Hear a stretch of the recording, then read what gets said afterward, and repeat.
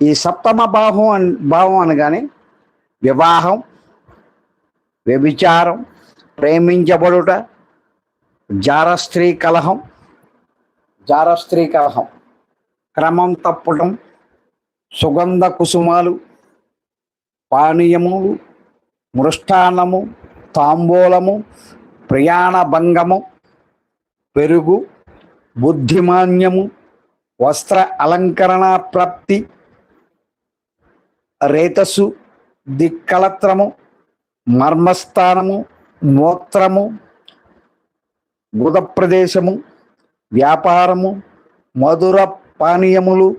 తేనె, పులుసు, ఆజ్యము, భోజనము, దాతృత్వము, శక్తి పాడగుట, శత్రువుల జయించుట, సాధనానంతర